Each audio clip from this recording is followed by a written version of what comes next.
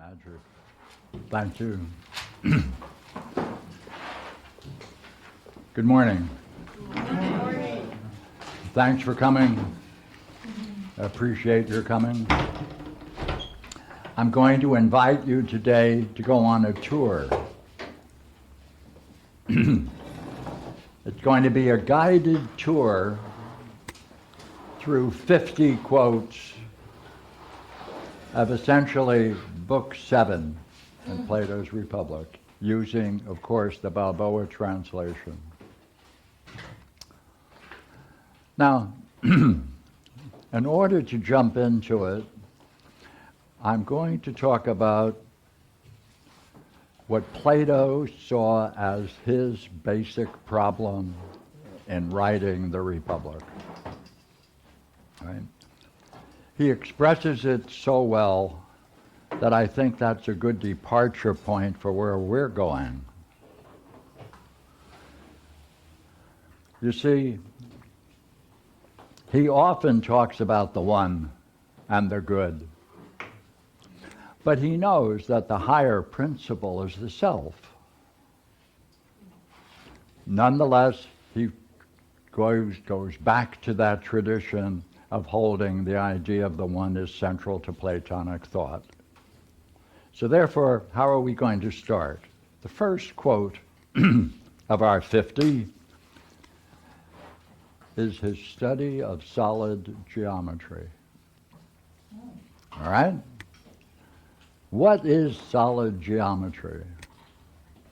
Here we go.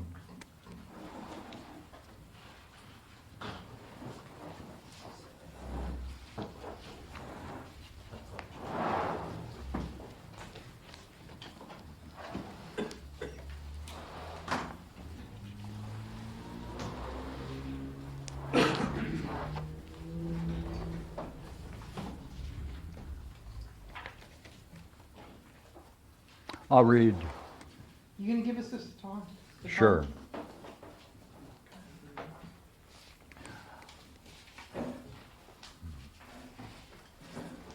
$527 D.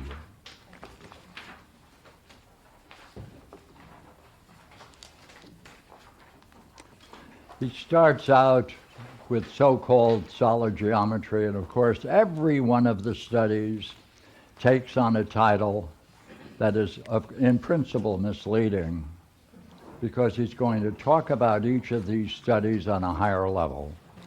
Therefore, let me give you this one to begin with. He's talking, of course, to our good friend Glaucon. And he starts by saying, you are assuming, as it is likely, you are afraid that the multitude may think you are recommending useless studies. But this study, solid geometry, is altogether contemptible, even though it is difficult to persuade them that each of these studies, right, that by each of these studies a certain organ in the soul is both purified and rekindled, which was destroyed and blinded by pursuits of another kind. It's an organ which is better worth saving than innumerable eyes. Why? Since the truth is seen by the self alone. Thus, on the one hand, to those who share the same opinion, you will appear to be speaking extraordinarily well, but on the other hand, by those who have never perceived this, they'll be probably led to think that you're saying nothing at all.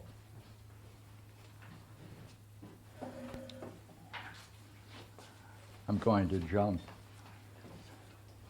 But the words, which he means by the logos produced and is produced primarily for the sake of thyself. Right? Very few times he uses the idea of thyself. That's the know thyself. He pulls it together in 3 quotes. And I'm going down to 528b.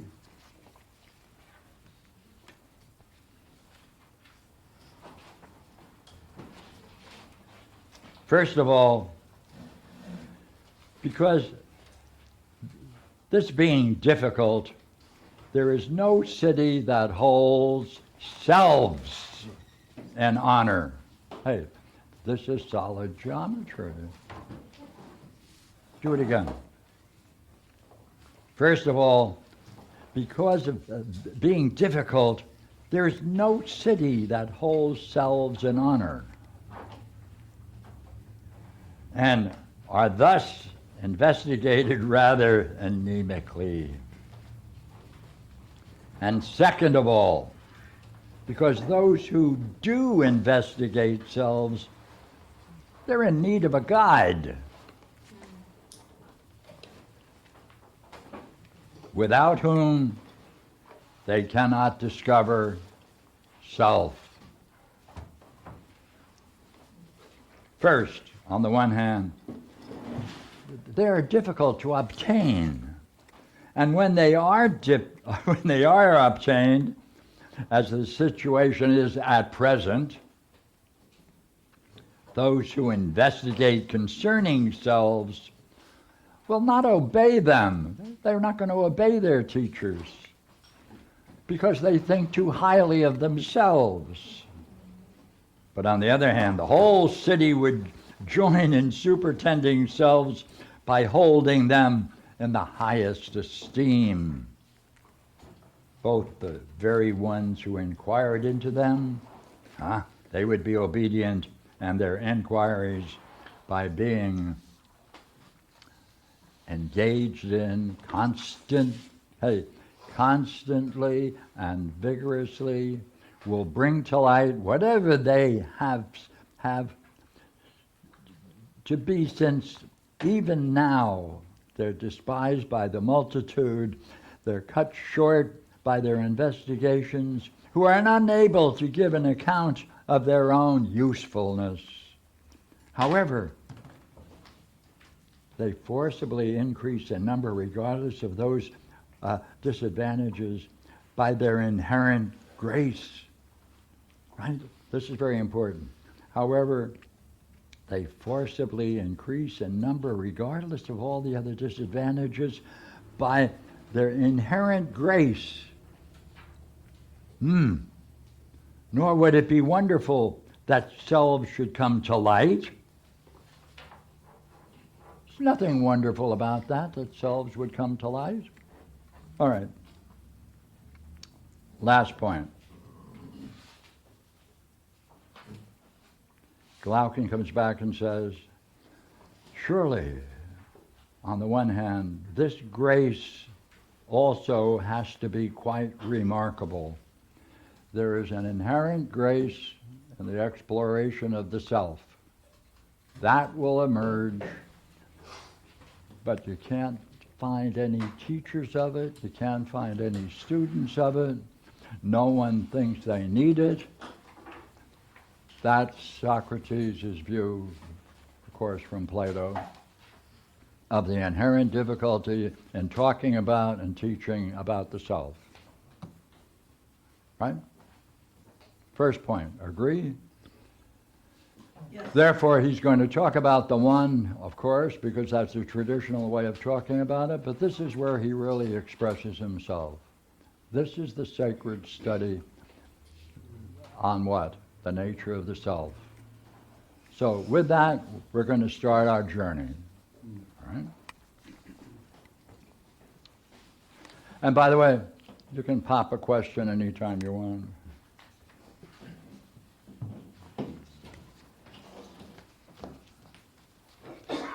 Okay. Would you agree the most interesting thing in Plato's allegory of the cave we must start out by understanding what is the goal of the study of the allegory of the cave and the upper world. So we'll start with the first quote that I have. I have a question. Sure, jump in. So what about when you dream about over here. What about when you dream about geometric shapes? Do it again. When you dream about geometric shapes? When you dream Uh-huh. about Geometric shapes? Is that, do it again, I'm not with you. I dream about geometric shapes, circles, triangles, rectangles, and I'm wondering, We need that dream to talk about. Let's use it later, shall we? Okay. Yeah. First quote on our tour. Here we begin. It's what is the purpose of this great allegory of the cave and the upper world? 516b.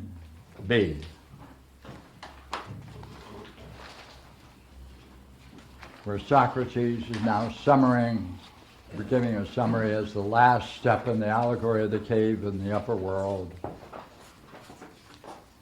Then, last of all, I suppose, they will be able to look upon and behold what the sun is, not in water, nor in apparitions of self in a foreign setting, but self according to self in the proper place of self.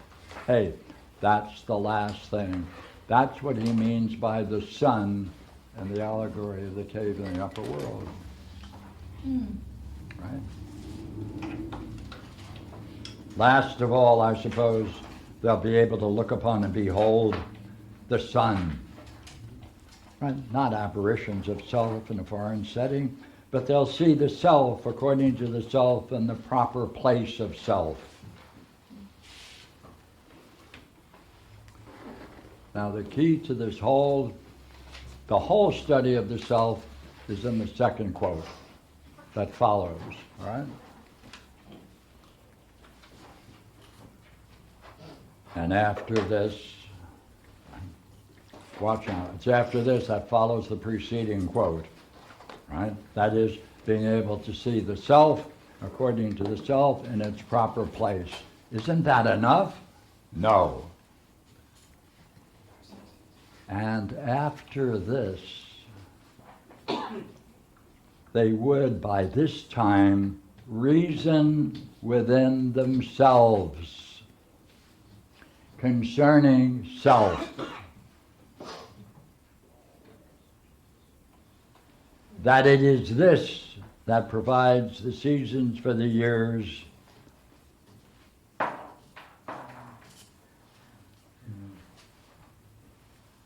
and to whom all have been entrusted in this visible place, that it's he, is in a certain way, it's the cause of all of these, right? It's the cause of all of those which we saw. But do it again. They have to reason among themselves after that seeing concerning the self. They have to link that with the cause of all of the seasons and the year. Right? It's the cause of all the visible world. And it's the cause of all that they saw. Hey, it's the cause of everything they saw. Well, they saw the allegory of the cave, all the people in the cave, all the dynamics going on in the cave. All of that is nothing other than reflecting on the nature of the self.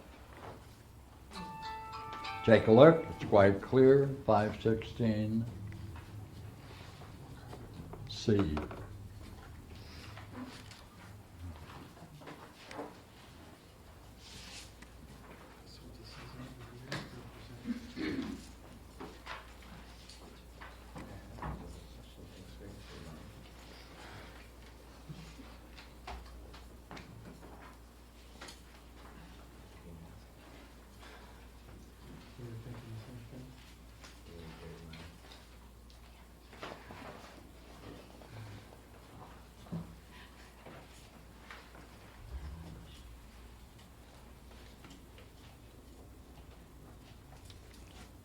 The See, why is there a need for a reflection after such a vision? Right?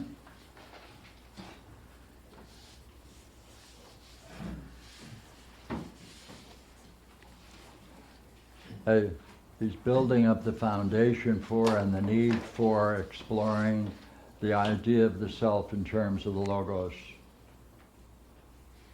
No.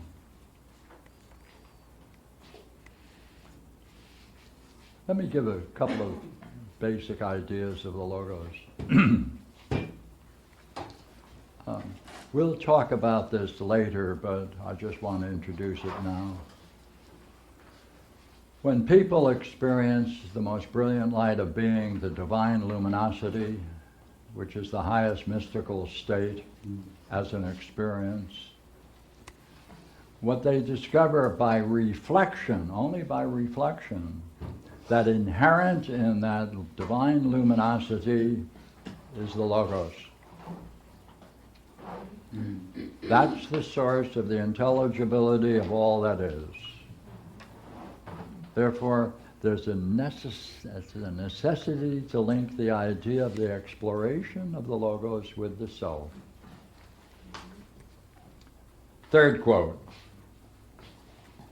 I'm at 517b.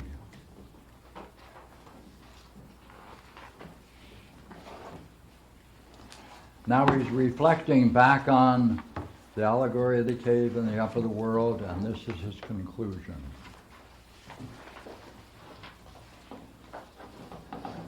This image, allegory of the cave and the upper world, this image must be applied as a whole to the preceding logos. On the one hand, by comparing the place that comes to light through sight to the habitation of the prison, but the light of the fire in self to the place and the power of the sun. While on the other hand, comparing the ascent above and the vision of those above is to the ascent of the soul into the intelligible place. Therefore, what we're seeing him setting up, central to the exploration of the logos, is to master analogies.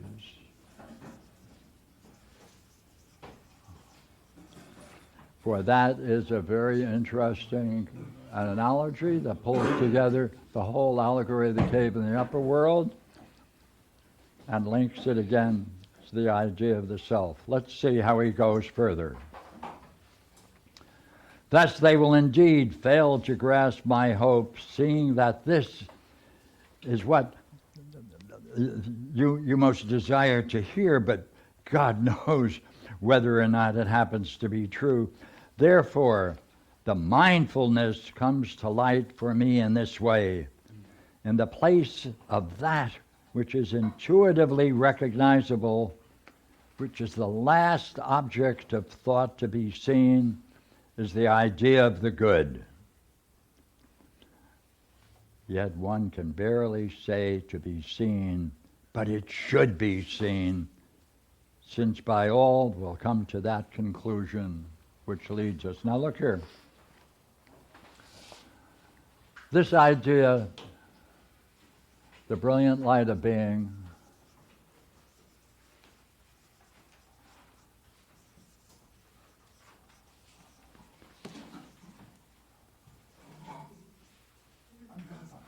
he mentioned several times in the text, especially 518, and there's another one, I think 527, but 518 is good. That experience goes by the name of the idea of the good.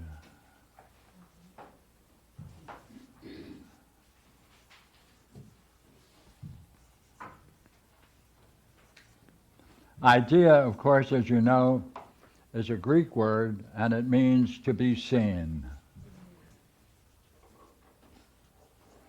It's not a concept, right? Therefore, it should be a capital I.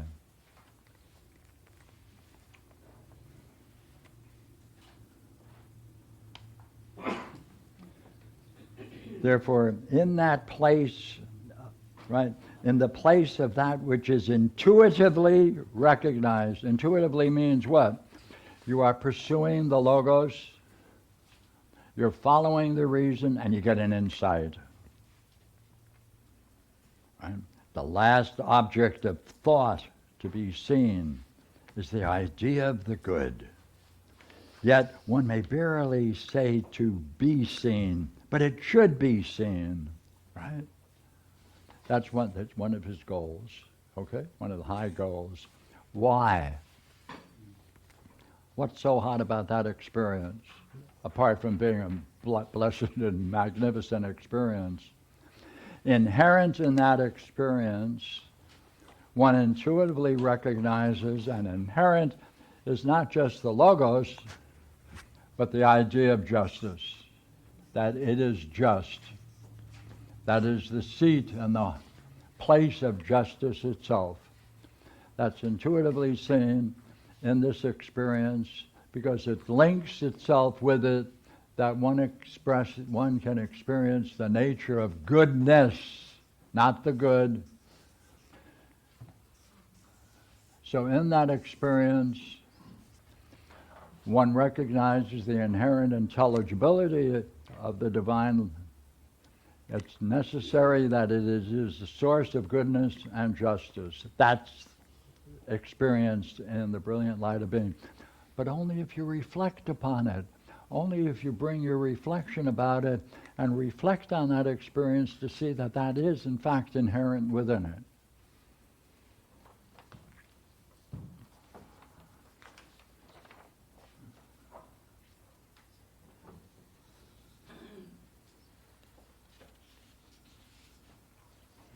So he concludes, continuing that same quote,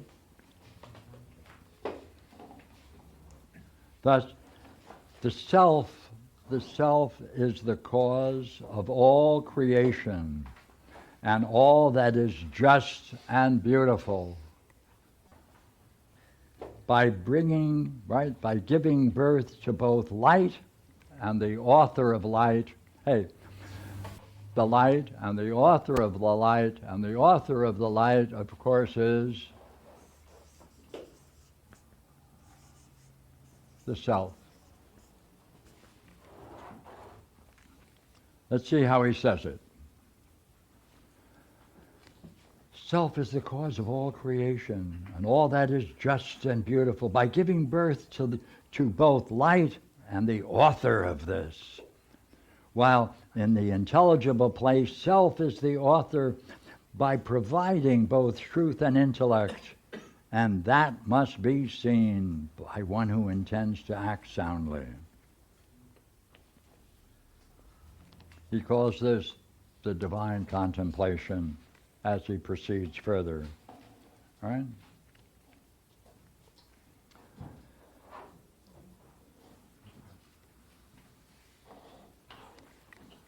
Good? Good. That was quote 5 in our list.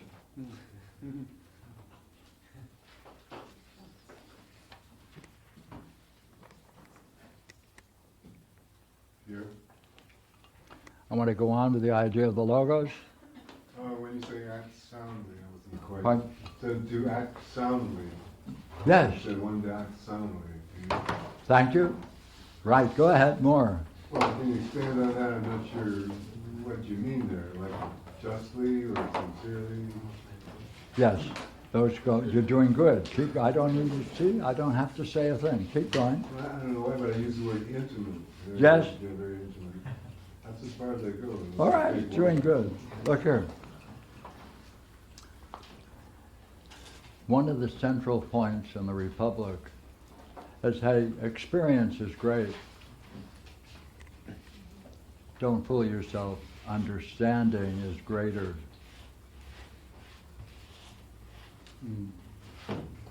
That is using and becoming in touch with the Logos. That With that tool, one can then understand experience. Experience is dumb. The need to know what it is in the experience that is so significant. That's using the mind as understanding to discover it. That's why the logos is connected with and necessary with the fulfillment and the operation and the utilization of understanding. Dianoia. So, we go ahead, ready, the logos, ready? 6. 518C.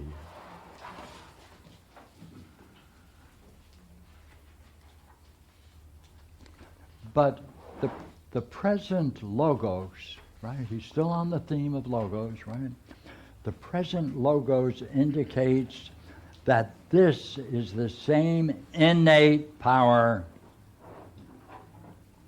that does exist in the soul of everyone, including the organ by which everyone does learn.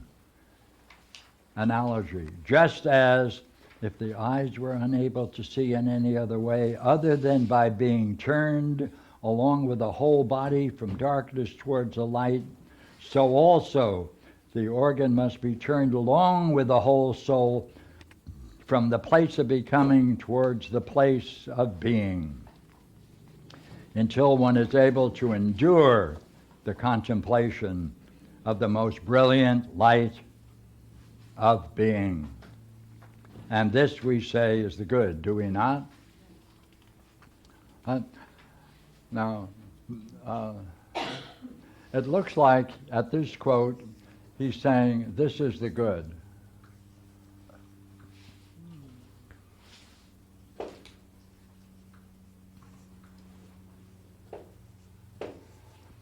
However, it's qualified because he's now in a pursuit of dialoguing, and he's still going on, and you can see that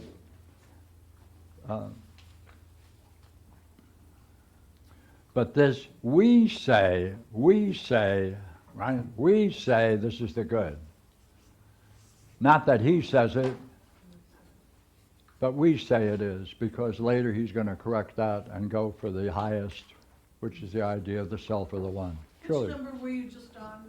Pardon me? Which number were you just on? 518. Well, that's a very good question. 518C. Okay. Thank you. Again, an analogy.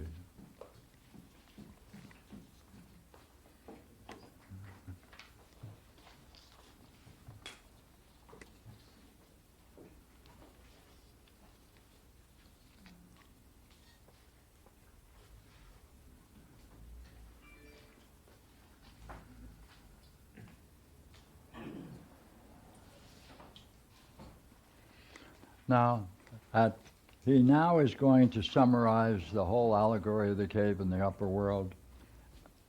He does that at 519C. 519C for our 7th quote.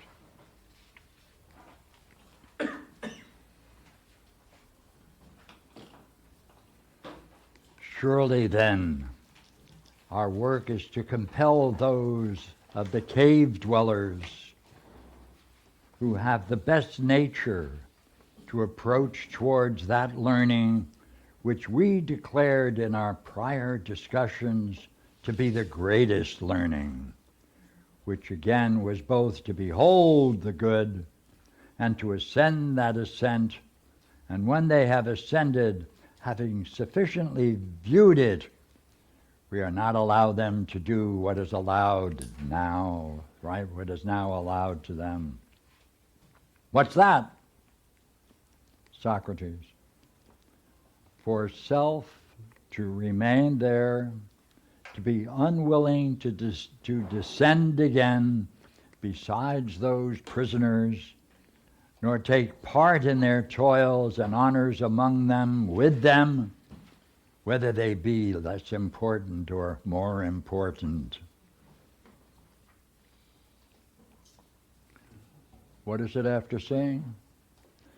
For the self to remain there and unwilling to descend again to return to those prisoners and take part in their toils and honors among them, whether they're worth it or not.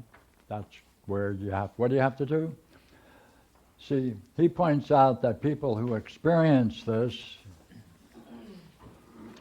they often say goodbye, they become monks, they become contemplators, and that's the way they spend the rest of their life. He's saying, no, back to the cave. Go back to the everyday world. You got a job to do. We got to know what job that is. We'll get it. Right? So that's 519D.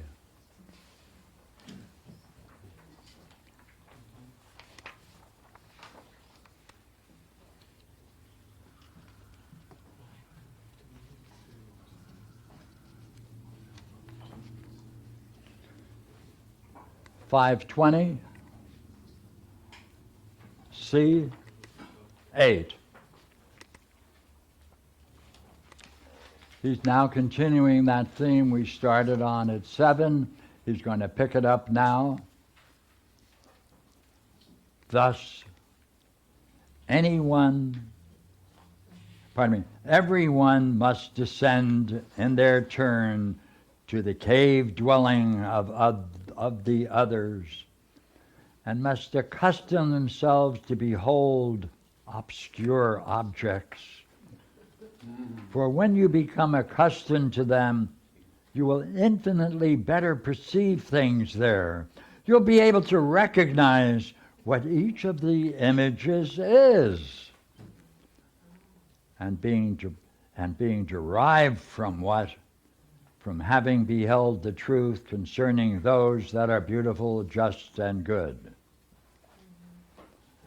So what do you do? Hey, with that kind of vision, you return back to the cave, and you can see with eyes 1,000 more powerful than the human eyes, the images and what they represent, and therefore you can now understand the mode of existence of the everyday world viewed by the everyday man and all their conflicts and difficulties. That's the power that comes from this. All right? That's number 8. Pierre, Yes. doesn't that also turn Hold it just for a second. Doesn't that also turn to ourselves? Yes. Because if I have a great experience with the brilliant light of being, I might want to be like, in my own life, F my own goals, because they're kind of meaningless in terms of the self. But I still got to go down and make goals and deal with my images and my problems about them and rule that city well. You got it? Okay. Good. Because Okay. I mean, I wouldn't want to just take it to the other. Hold it. I wouldn't want to just leave it on the other, like we're bodhisattvas in that case. That makes it sound like a mission for others, which is great, by the way. Well, blessed be, but Yeah, he calls it fun.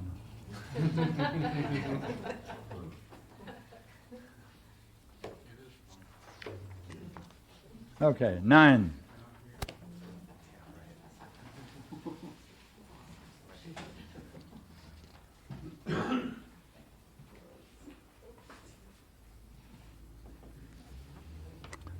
Okay, he's got the whole allegory of the cave. He's now talked about it. Now he reflects and he has to deal with the big question. 521C.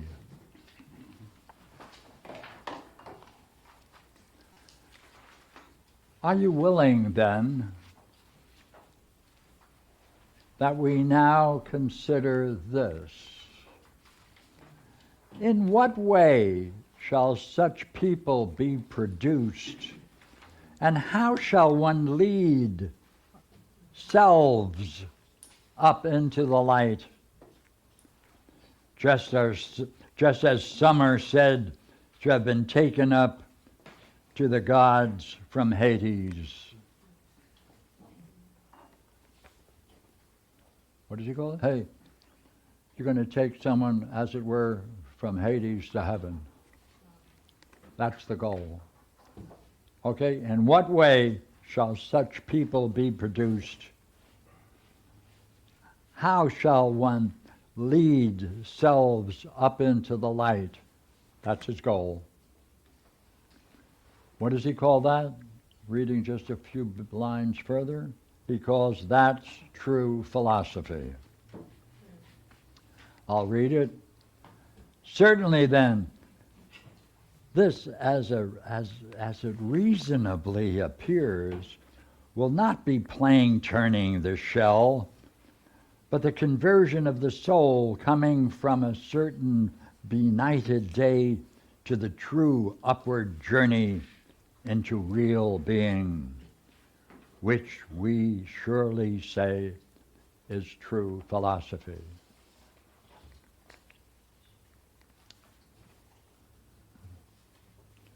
Now this will be a surprise, since 10 is going to follow quite closely with 9. Oh, pardon me. They together they're 8 and 9 and 10. I ran them together. Yes, there was a hand going up. With what you just read in regarding true philosophy, Yes. how would this relate to the statement he makes in Plato regarding true philosophy being the practice separation of the soul from the body? Yes.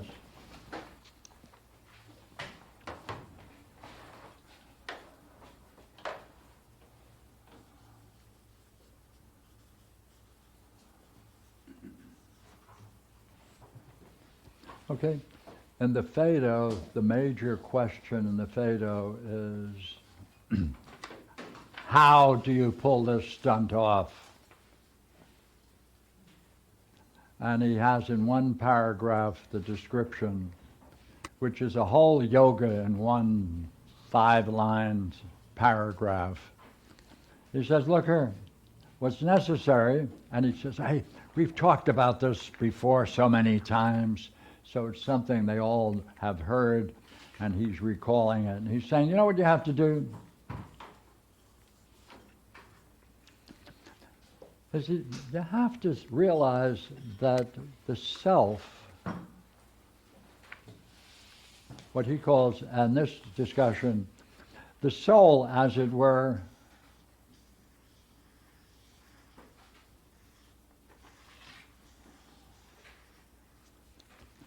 is throughout the body. Right? Therefore, the goal in this practice, which he calls true philosophy, is separating the soul from the body. He says you have to draw the soul from all parts of the body. Right?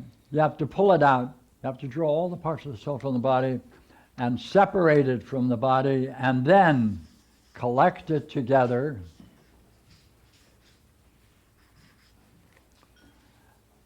That separation of the soul and collecting it once you receive from the body, that's the condition for insight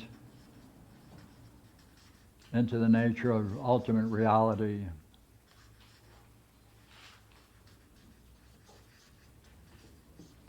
So, this is at approximately 69 and Stephanus reading in the Phaedo, but where he discusses what it's like to experience that separation, that's at 80, 81, 82. Okay, so that's the yoga. This is called the yoga, philosophical yoga of separating the soul from the body. By the way, all yogas have this element, though they may not stress it. They all come down to that this is the passageway when one is ready.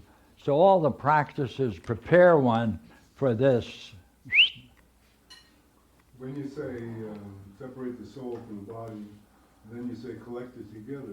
Outside of the body, yes. So because if you don't do that, then you'll then take trips with the soul, and you'll visit all kinds of places, and you'll go through all kinds of experiences, but you're not going to reach ultimate reality. Thank you.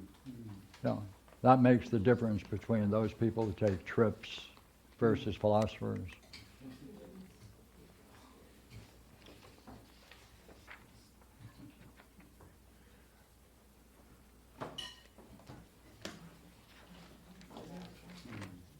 Ready? 11.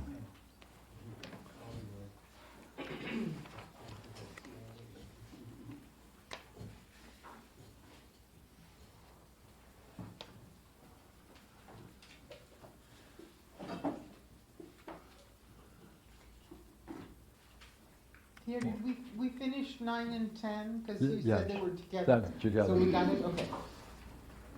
Yeah, I missed that too. 10 is the ending of true philosophy. Is that right? Yes. Can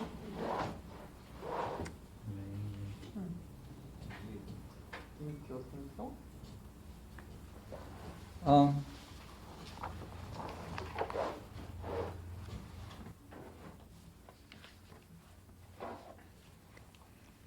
this is the introduction to what he calls arithmetic. This is before he formally states what it is. He's discussing about this strange thing that he calls arithmetic. I'm at 522b. He's separating this new study called arithmetic from music and gymnastics.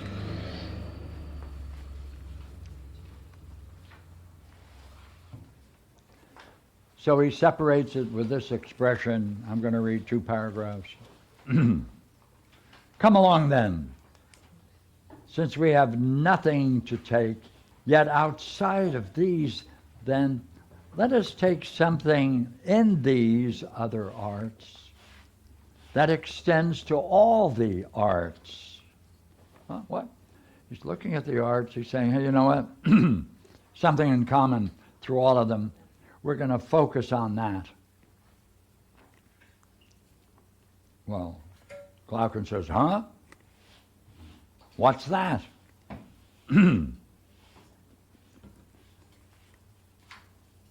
This, right? Such as this that is common, which all the arts and forms of understanding and knowledge use, and which in the first place everyone should necessarily learn. What's that, says Glaucon.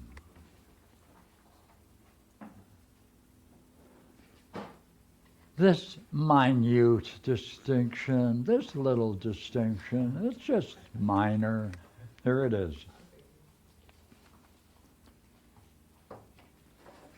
That which perfectly recognizes the one and the two and the three. Thus I define self under the heading of number and the power of the logos. What is it? I define self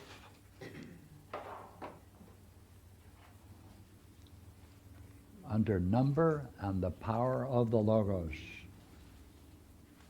What number is that? 522C. 522C.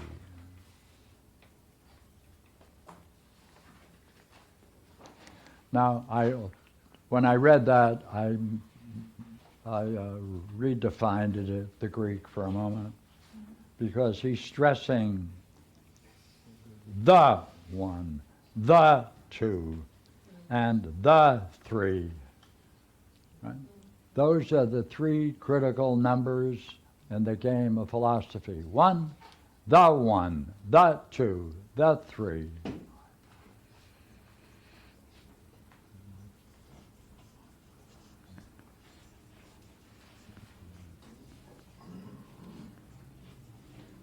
In what way are they critical in philosophy? Yeah, that's the right question. And so far, we don't know. He hasn't told us. But we're going to go back, and that's where we're going to go back to. What must you do? Perfectly recognize. Hey, you have to perfectly recognize as the one, the two, the three. Thus I define self under the heading of number. Look here. There's something about this, right, that you have to perfectly recognize this. If you do it, then you'll grasp the role of number and the power of the Logos.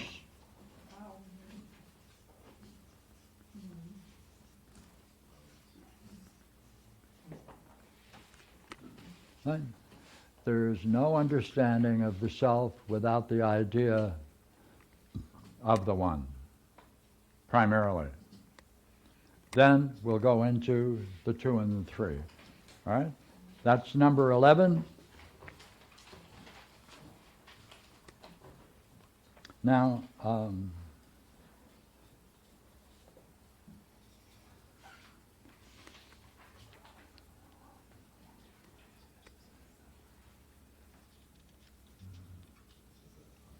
want to finish that quote. Or does it not have to be in this way in regard to these, that every art and knowledge must necessarily come to participate of selves? Ha ha! Good one. What Hey. do they mean at that moment?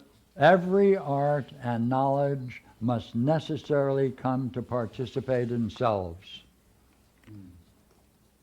You know what you should do at that point? Huh? What is it? What in heaven's name is he talking about? That's why you have to read the rest of the book. Okay, got the quote? Now we're going to go further with this idea of number and the power of the Logos in the 11th and 12th quote, which is at 522c.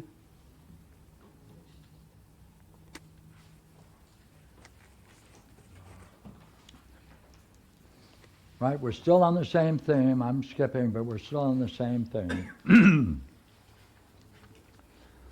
Therefore, is there any other discipline that we can establish as being necessary for a warrior than to be able to both use the power of the Logos and to number?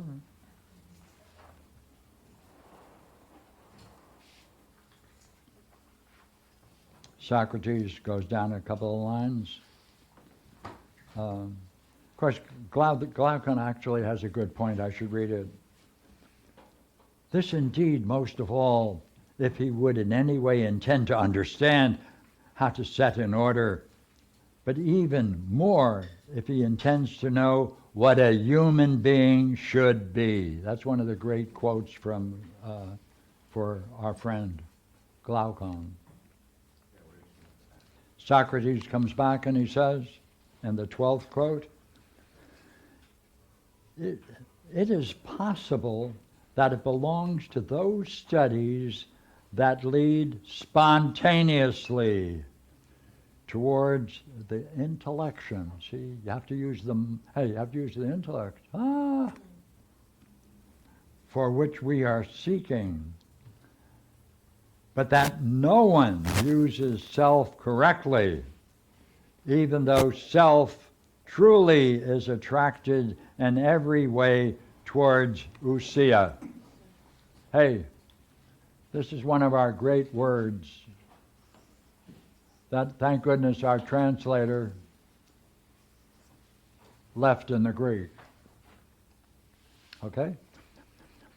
That term is translated in a wide variety of ways, but the way in which it functions is that's the word that is the power of turning about, right? To turn about and reflect, to turn about and bring together all kinds of things in your life. That's the exercise, ousia, for dream work. What do we do with dream work? We have the object of the dream, and we look at it, and we try to understand it. We're going through recursive thinking, ousia. You're practicing using the mind on the highest level. That's ousia, right? Recursive self-reflection. But that no one uses self correctly, even though self truly is attracted in every way towards ousia. We're always attracted to that. Right? And any activity, you want to understand it. You want to get yourself involved in it. You want to identify with it and become it and see through it. Lucia.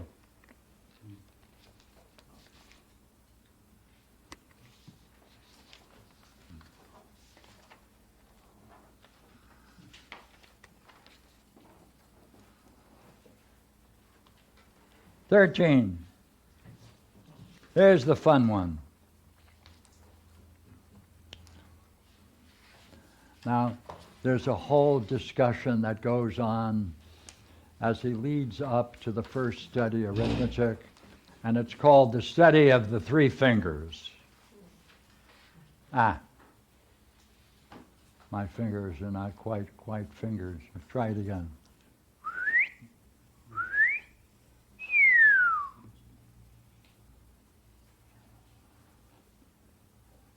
Right? He goes through this discussion about how can you judge, what kind of thinking are you going to be using when you start making comparisons, right? True comparisons, not phony ones, true comparisons, right? That's all that this study is. But behind it, there's something good. So, like it often do, like you must always do, when you read Plato and you get into something very interesting being developed, you can always sneak to the end of it and find his conclusion and start over and reread it again with the conclusion in mind, right? That often is helpful. Well, this is his conclusion for the exploration of fingers.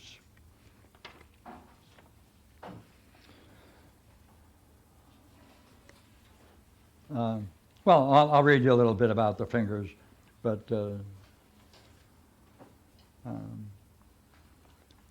I'm at 523C. On the one hand, those impressions of looking at these three fingers and trying to make judgments of them do not provoke a contrary sensation at the same time. They do not issue forth in such intellection. On the one hand, those that issue forth in the following way, I establish as those that do provoke intellection, as when sense perception manifests one sensation no more than its contrary, no matter if it strikes from near or from far. But you will understand what I mean more clearly in this way. These, we say, are three fingers. The smallest one, second one, middle one. Right? Now then, understand me as speaking of them as being seen nearby. Then considering the following about selves. Wait a minute, what are you going to do? You're going to reflect on these, and then what are you going to do? Why, you're going to consider the following about selves. Oh. This whole discussion of fingers you have to apply to selves. What strange thinking this guy is involved in. This is his reflection on it. Where am I? 523D, 13. On the one hand, each one of the selves is alike. Hey, would you agree? Look around at your neighbor. Do they all have a self? Hey, this is what we're dealing with.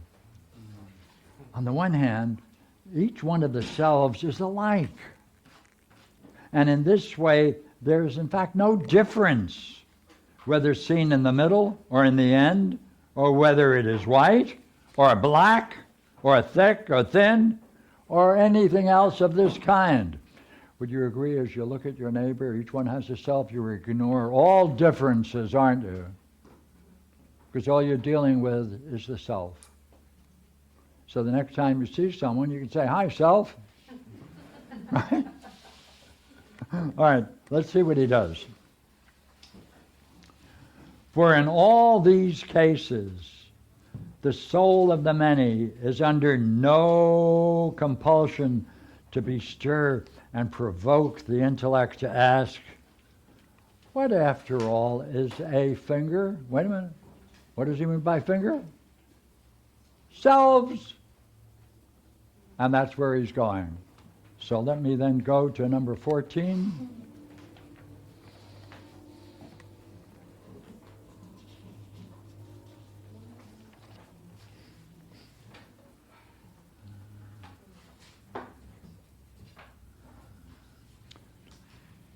He goes through an analysis and points out that sense data, making judgments in terms of the sense, is very unreliable, and that's one of his goals. But now he's going to go back and talk about its relationship to the logos. I am now at 524b.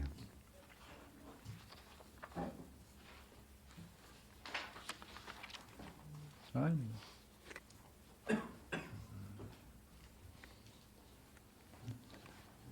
Socrates, 524b2.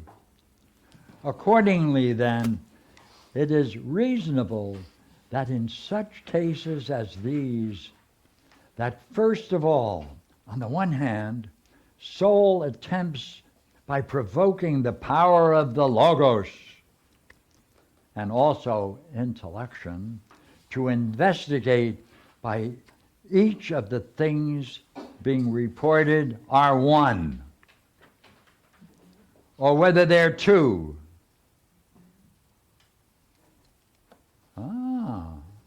Hey, back to 1 and 2.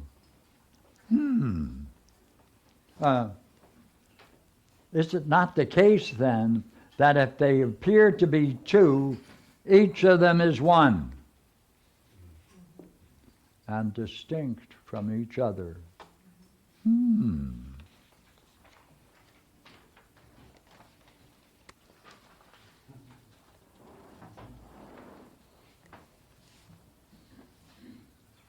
Okay, 14, I'm continuing. If each of them is one, wait a minute. Look at all these 4 people here. They all got a self. They look different. Wait a minute. Those differences don't count. They each have a self. Oh, why is that important? Right. And if then each of them is one, then both are two, since the soul was indeed intellectually conceiving them as 2 distinct units. For if they were indistinct, it will indeed not intellectually conceive them as 2, but as 1. Right? Yeah. Then in order to clarify, right, in order to obtain clarity on this, the intellection in turn is compelled to see great and small, not indiscriminately, but definitely, distinctly, in the opposite way, that sense, right? Going down to 524d, right, which is a variation of 14. Now he's going to summarize what he's been talking about. This then is what I was just now attempting to explain when I said that some impression on the one hand, they're provocative of the understanding, while on the other hand, others are not.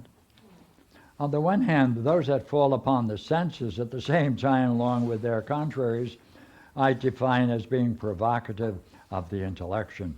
Whereas, on the other hand, those that do not, they don't awaken intellection.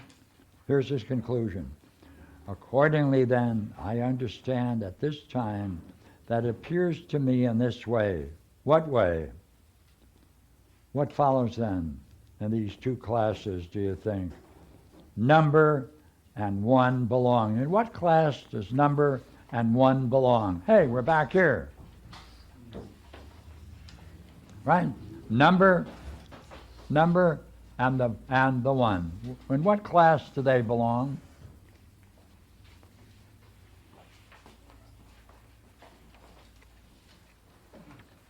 Of course, Goggin says, you got me. I couldn't possibly figure out what class both of those two things belong in. And continuing the same series of 14, he comes back and he says, you know what you have to do? You have to reason by analogy.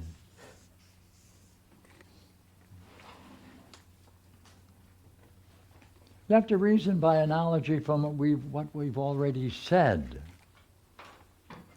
For the one is, on the one hand, right? Look at the way he's reasoning. Then reason by analogy from what we've already said. For the one is, on the one hand, sufficiently seen or grasped self according to self by any other sense, then it will not lead towards ousia. What? Well, we got several terms linked together now. Let me do it again. Then reason by analogy from what we've already said. For if one is, on the one hand, sufficiently seen or grasped self according to self by any other sense, then it will not lead towards ousia. Oh, then you're not going to be able to reflect and turn it upon yourself. Oh, oh, so you have to then, right, then you have to see that the one is sufficiently seen and grasped, hey, by self according to self. Wait a minute. Now the self must have the power, wait a minute, the self must have the power. Look what he's doing now. He's offering some new way of looking at things. Look here. Now the self, right? The self has the power, right? And you're going to have to grasp what the one is. You have to do it sufficiently and grasping it by the self according to the self, right? You have to grasp it, what the one is by the self. What? This is very strange. It doesn't make any sense, but I'll write it down, okay? Right. These are now connected. You have to see this. See what?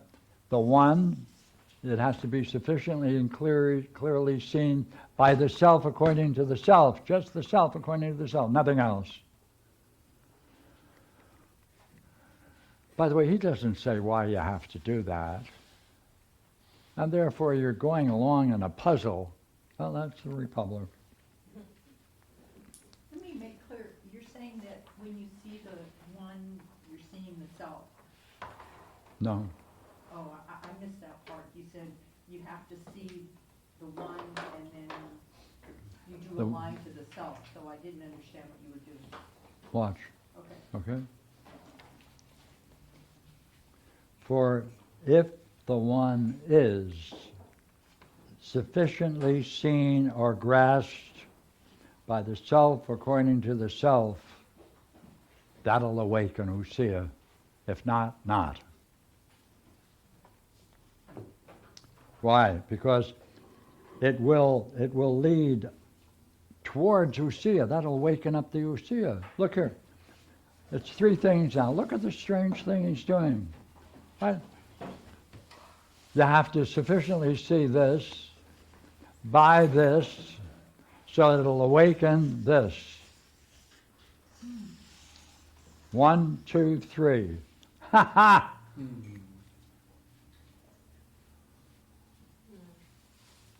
Hey, we still don't know what he's talking about. It's still a mystery why he's doing this. The guy is so ponderously slow. Don't we want to speed him up? Nah. Okay. Now look at the way he explores it. We'll do that just as we said in the case we were comparing fingers. But on the other hand, some contrary is always seen at the same time with self, so that it shall no more come to light as one than its contrary, the many. This is getting us into trouble. Then we need something else. We need something else to determine how the soul can be compelled and puzzled in its search for the self. That's what he says. Yeah, I agree with him. Yeah. You know what you have to do? You have to arouse the conceptualization within herself to question self. Oh, that's what you got to do. What do you have to do? Look at this.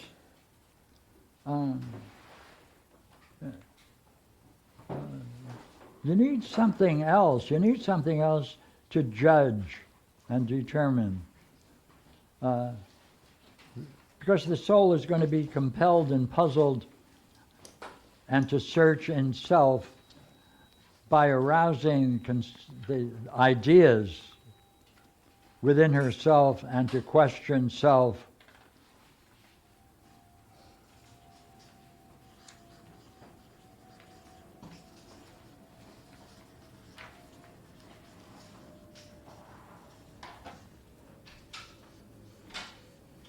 There it is.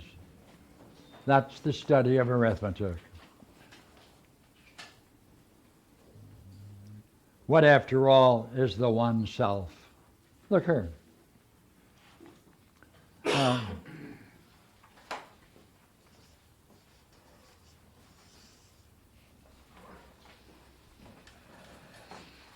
Now this is the whole Parmenides in one sentence. Why? Because in the first hypothesis, Parmenides' own hypothesis is the one self. And whether the one is or is not. Look here. And whether the one is or is not. Why is that important? Look here. If it's one self, you have to know what kind of one he's talking about. There are all kinds of ideas of the one. So in this game, when he says, what is the one self? Hey, you have to know what kind of one he's talking about, because there are many ideas of the self.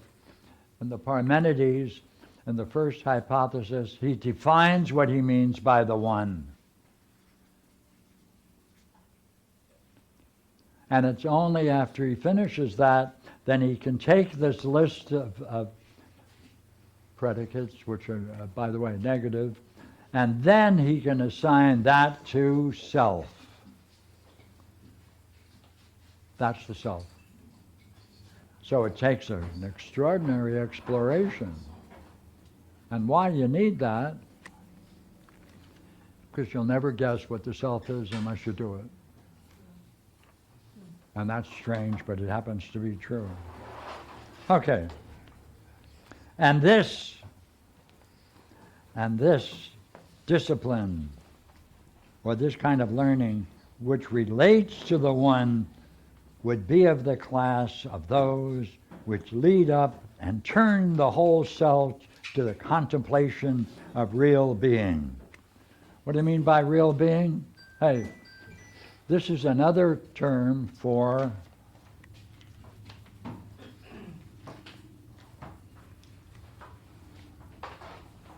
brilliant light of being.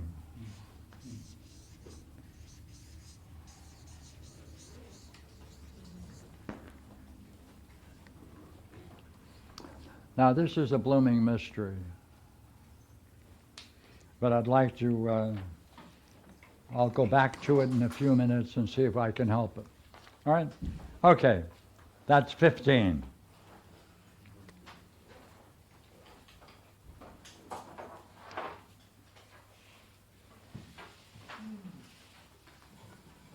So now he's going to talk about what he means by number and the idea of the one in this exploration of arithmetic.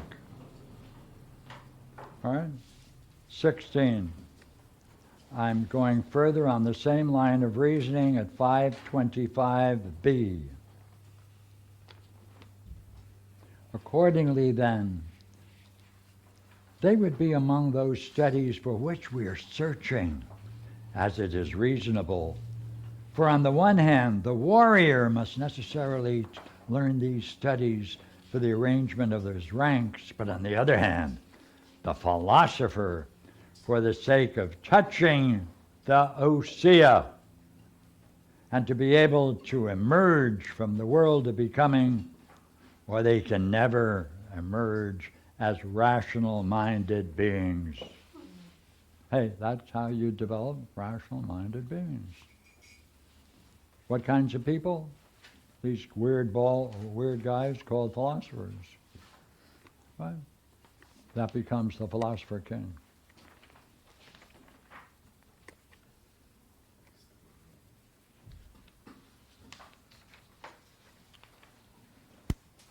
Okay, 17.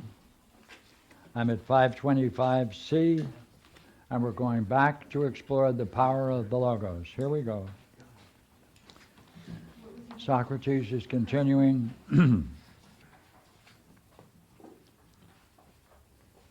Surely then, O Glaucon, it would be proper to establish by law this study and persuade those who intend to participate in the greatest affairs of the city to enter in the power of the Logos and to engage self, not in a common way, but by self-intellection, until they may arrive at the contemplation of the nature of numbers.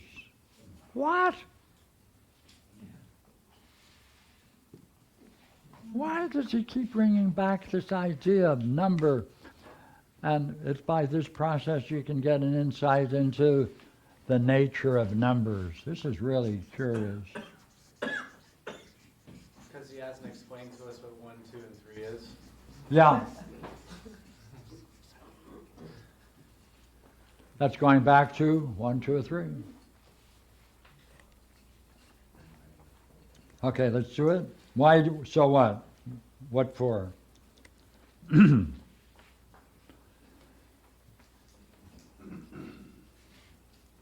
Right? Let me do it again.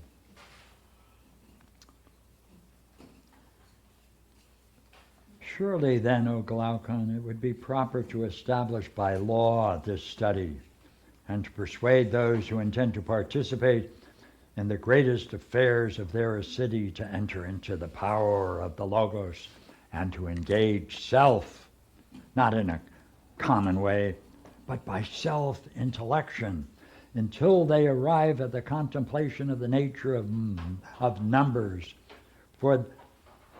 not for the sake of buying and selling, etc., but for what goal? But for the sake, right? But for the sake of war and for the sake of facilitating the conversion of the self of the soul. Oh.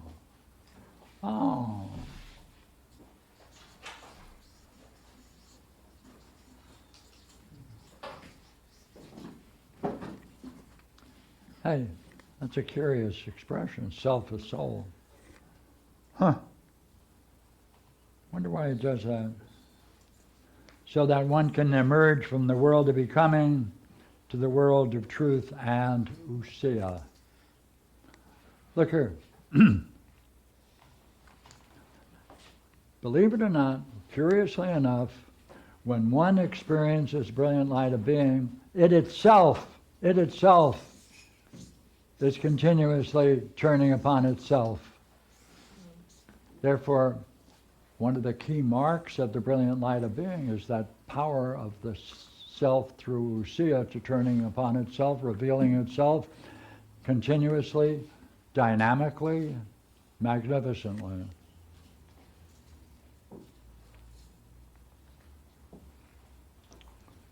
Socrates continues,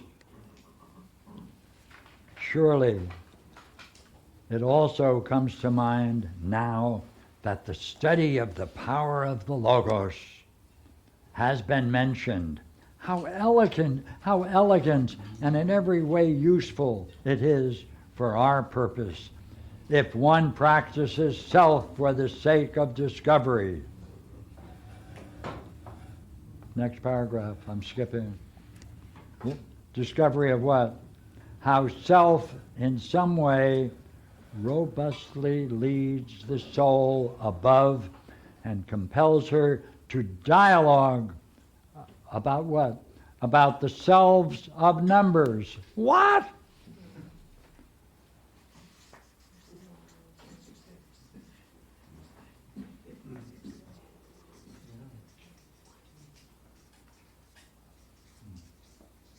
Let me write that again.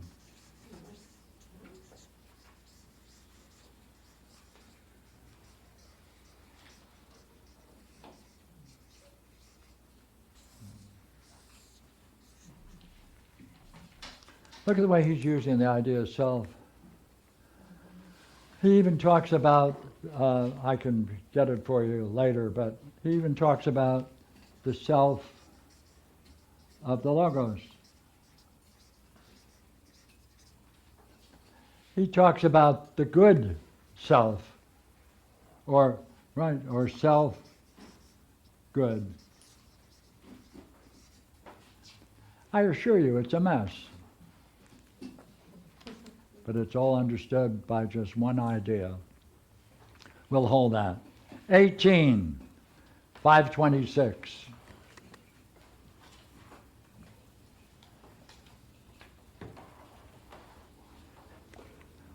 This is, we're on the idea of number now. All right, we're going to get a little deeper into it.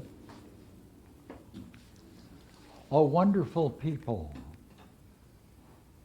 About what kind of numbers are you dialoguing in which the one exists? Oh.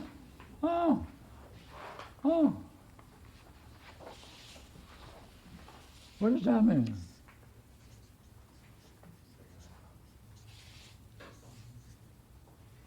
Hey, it's not a concept. Concepts have no necessary existence, right? The one, therefore, is not a concept. It exists. So we're at 18, 526.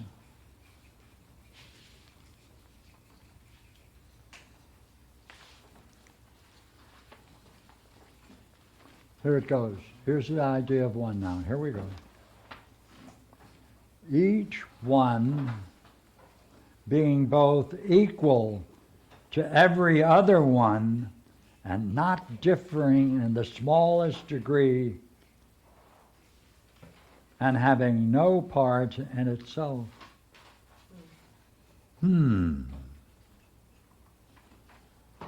This, as far as I'm concerned, that they speak about these numbers which can be conceived by the mind alone and cannot be comprehended in any other way. Socrates, therefore you see, O friend, that in reality this study is very likely to be necessary for us, since it indeed clearly impels the soul to employ her self-intellection in regards to the truth of self.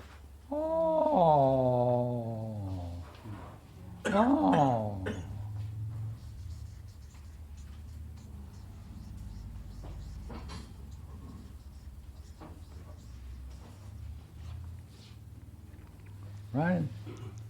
What do you have to do? It's necessary, it impels the soul to employ her self-intellection, right? Self-intellection.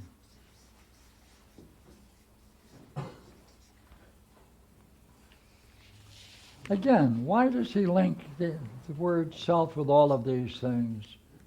Right. Okay, 19 on the same page, 526C.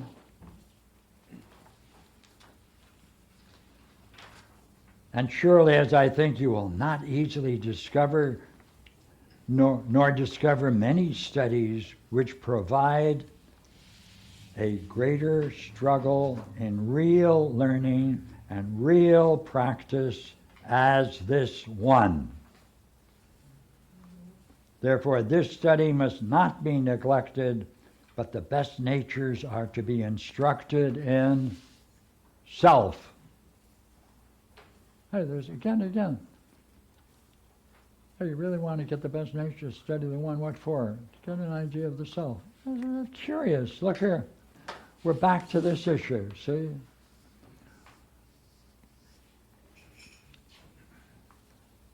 Again, in the Parmenides' own hypothesis is the one self. Unless you understand what kind of one he's talking about, you don't understand self. And this is where he says it in the Republic.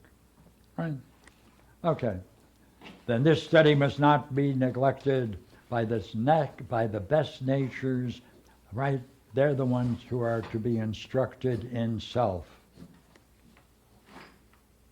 That's 19. Okay.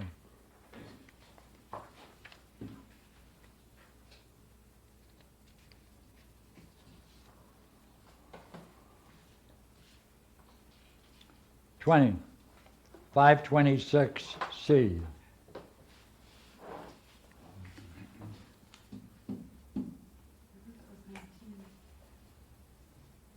That was 19. Now we're into geometry. Right? Notice, when you look at what he means by geometry, obviously no geometrician would recognize what he calls geometry as geometry.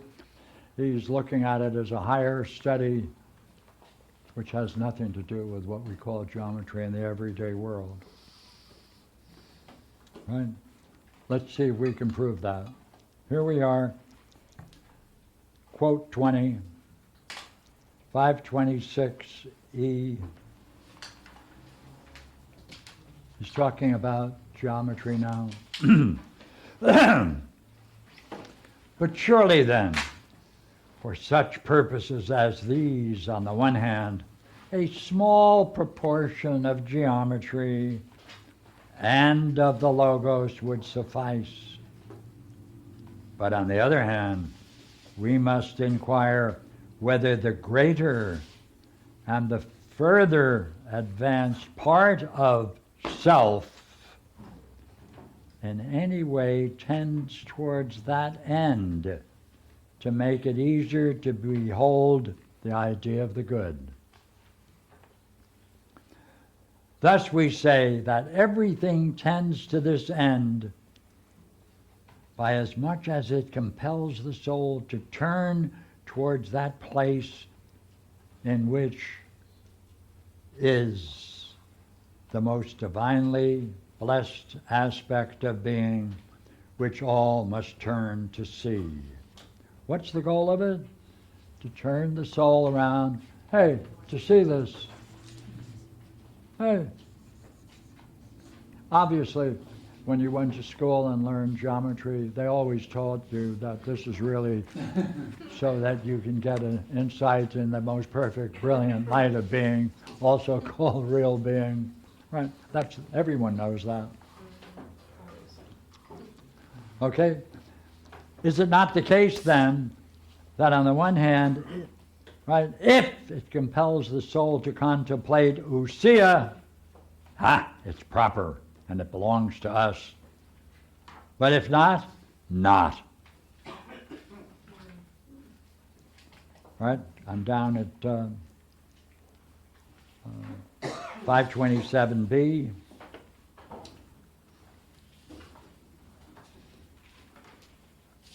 The last great quote in that paragraph.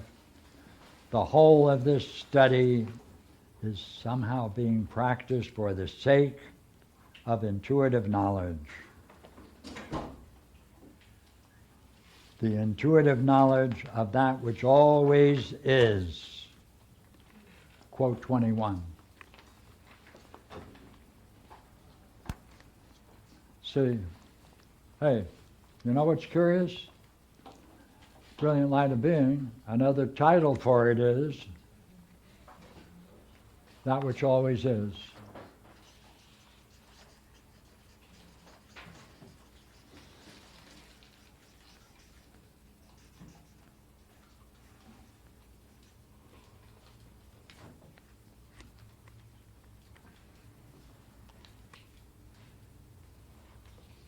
Pierre,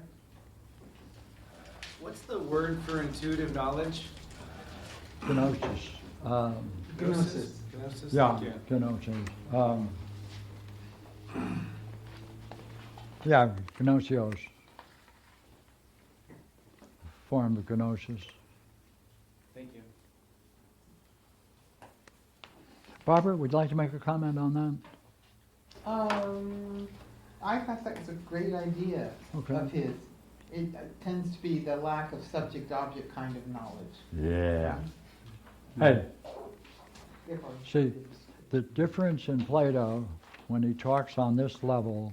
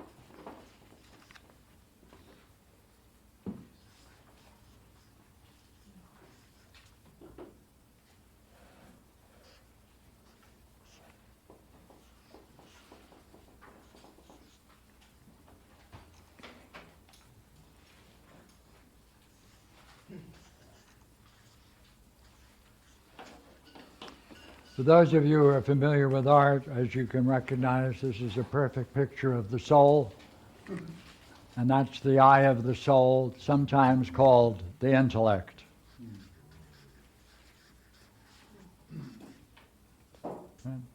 The intellect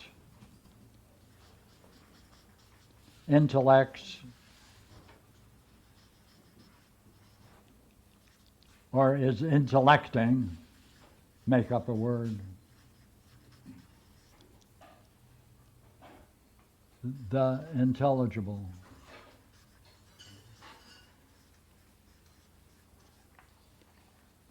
Right? This is the basic analogy.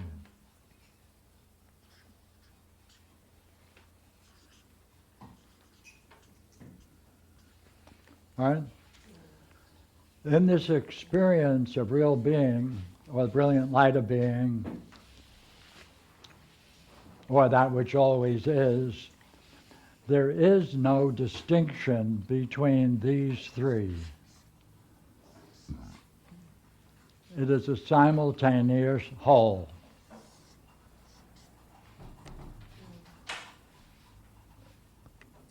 Therefore, you can make distinctions, but they're not significantly real when you're applying it to the realm of the intelligible. You can talk about the intellect, sure. You can talk about its activity intellecting, and you can talk about its object, but in principle, there's no difference. It's a simultaneous whole. So that's the idea of kenosis. Okay.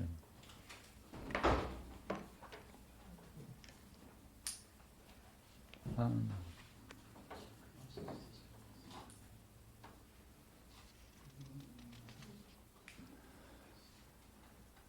23, 528, A.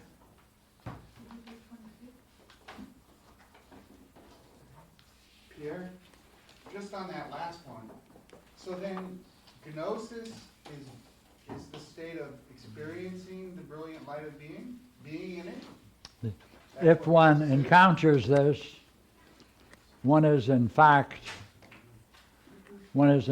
experiencing the brilliant light of being.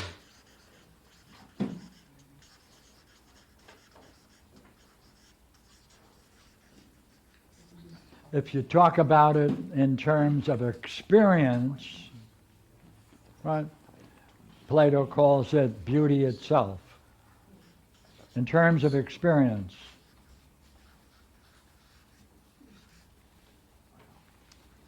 And in the symposium, when he does that, he says, that's when you really touch on being, real being. That's also called real being. See, because it's something that, see, always is, if it always is,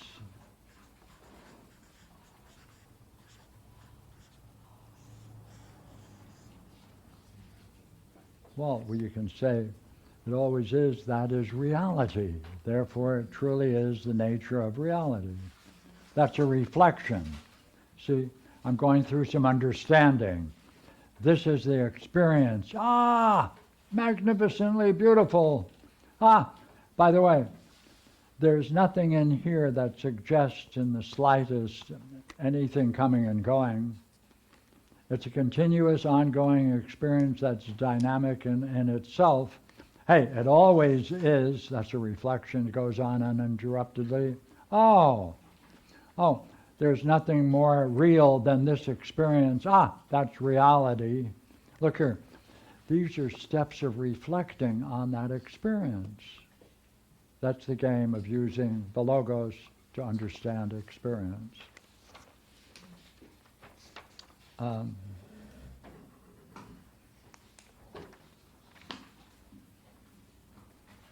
Did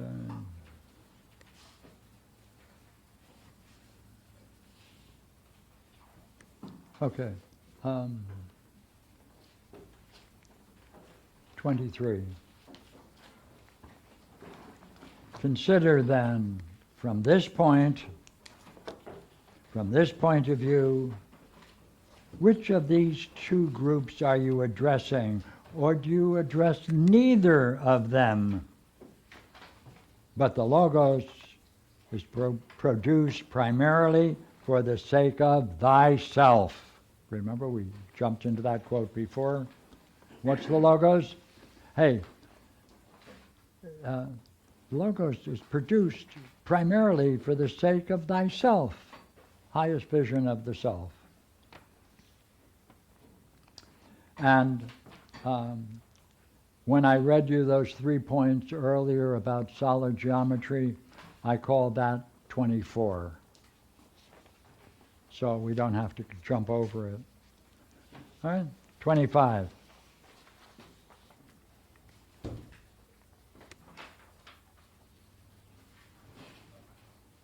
I'm sorry, Pierre, I don't have 23.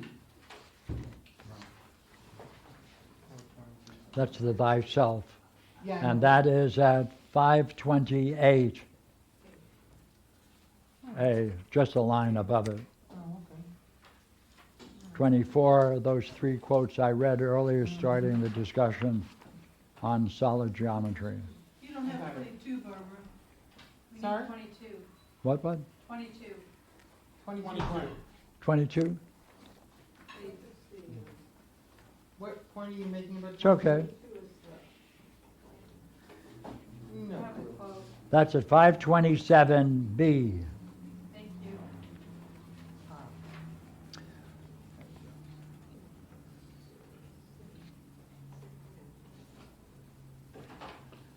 It starts from the whole of this study is somehow practiced for the sake of intuitive knowledge.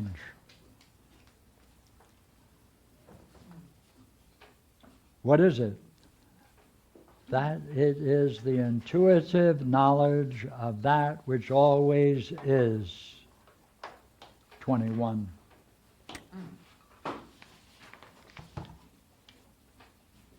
Okay?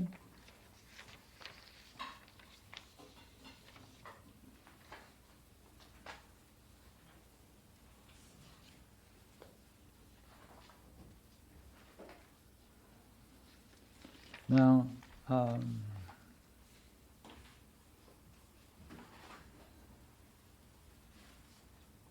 I did 25 as well, the idea of grace.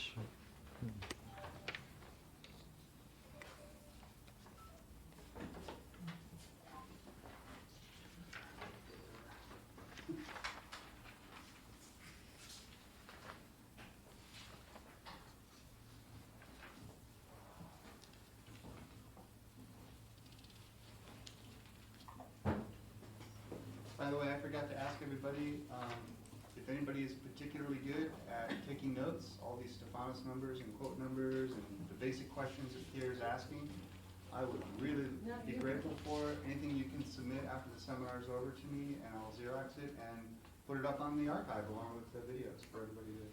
So volunteer yourselves if you're a good note taker. Thank you. Thank you.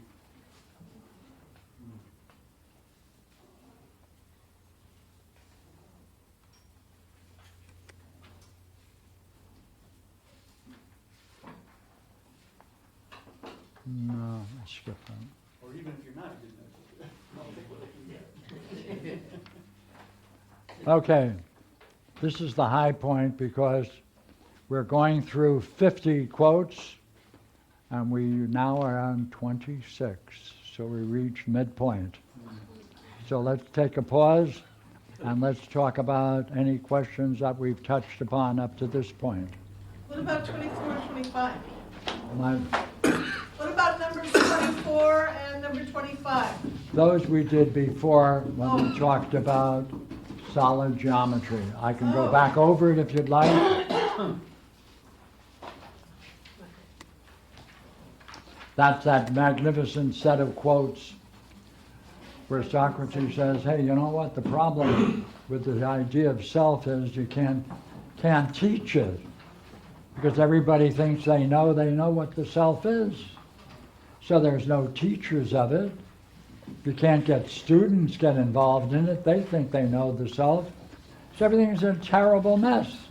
There's a great need for it if we could only get a state to support it. But we can't. Hey, the state won't go along even to support such a study. That's solid geometry. And he says, hey, you know what? There's something peculiar about that kind of study, though. You need the idea of grace. Yeah, I got two questions. You can pick which one you like. No. Do irrational numbers Pardon? have a place in the study? Just to do it again. What is the role of irrational numbers?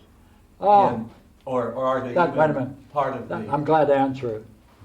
Not worth talking about. I never liked them either. No. Until we get into the four kinds of mean analogies, one deals with the irrationals called the golden section. So that'll take a while, but up to this point, he's excluding any number other than pure numbers. And by the way, there are only a finite number of them too. They're necessary numbers, but we'll get into that later. Okay, yeah. Stanley, did you have number 2? Oh, number 2, yeah. When we experience beauty itself, we touch on real being, as a quote. Yeah, you're diving into it. Experience of beauty itself the same as our experience of numbers? Indirect, yes and no. You're experiencing the manifestation of one, but we'll touch that later. Okay. See, that what this deals with is that there are two notions. What a thing is,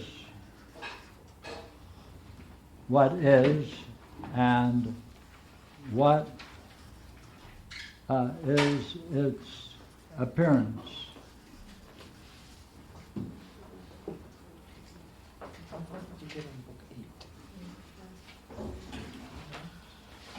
What is the self? What is its appearance? Brilliant. Light of being. Or the good, or the idea of the good, or beauty. Right?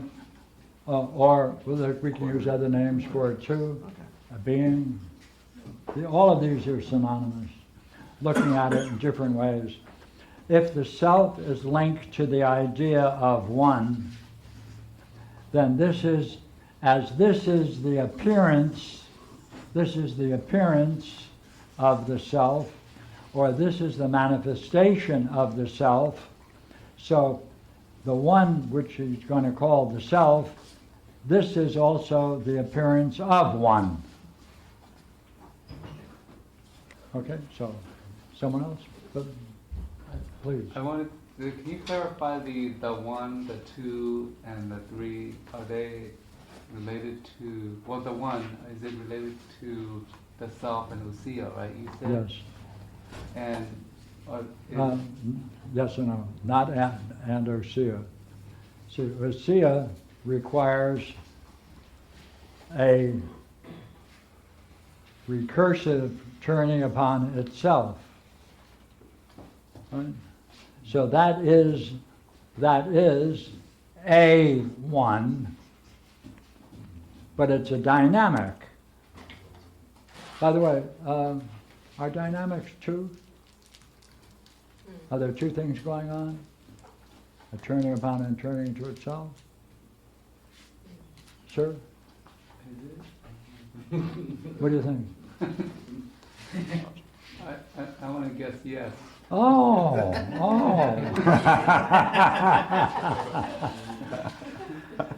Okay, any more questions? We reached the midpoint. Got 25 done. Oh, good. Got 25 more to go. I was just wondering about the fingers part some more. Pardon? The fingers part and that which raises intellection Yeah. and the nature of the self. And Yeah. it See, seems to me like all the behind that- distinctions he's making about if you want to talk about fingers, Uh-huh. they don't count. If you want to know what is finger. But there's that section where he talks about just the self seeing the self through lucia. Yes. There's no intellection. Yes or no? He's talking, when he's making these distinctions, he says, hey, it's the same thing about the self. Mm-hmm. So would you agree some people judge other people's selves by, she's Well, I was wondering more about the he's part. saying, no distinctions when you're talking about the self. Not color, not race, not religion, not nationality, nothing. So therefore, all of this is under the guise that there has to be some art of self-conversion through which the self can be most efficaciously turned back to the self.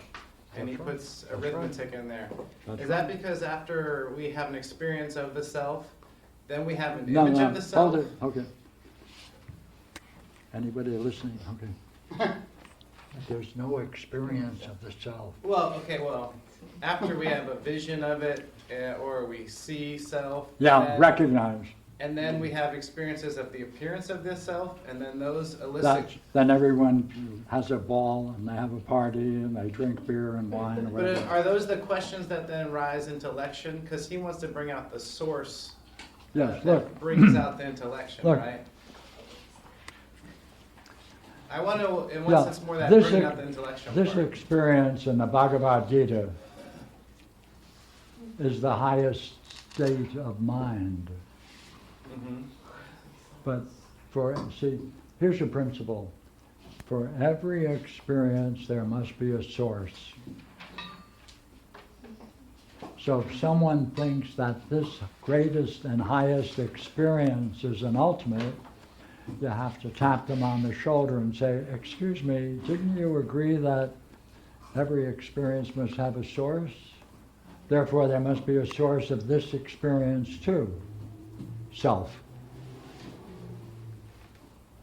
I guess I was wondering, after somebody has that experience, Yeah. and then they're done, and then they have other experiences where other images of themselves arise, is that where the intellection comes out? Where all of a sudden, like, this doesn't match what self is, so what is self? Yeah, What, I- after all, is the self? Yeah, I understand people talk that way, but Plato is saying that people who have this experience, they think it's the ultimate experience. They're right. But since it is an experience, there has to be a cause of it, independent and superior to it. You can only see people who have that experience are stuck. They think it's the ultimate. Right. It's only when you question this and understand this and what's inherent in it that you pull yourself away from it, and then it dawns upon you, hey, wait a minute, there has to be a cause for that. Now you're moving away from the experience, grasping the cause. That's only brought about by understanding. Okay. Okay. Okay, we break? We come back at 2 o'clock? All right. I think it's time for In about 10 minutes. 10 minutes. All that food is ready. Thank you. See you then. I'm going to go take a look at the kitchen and see whether everything's going along all right.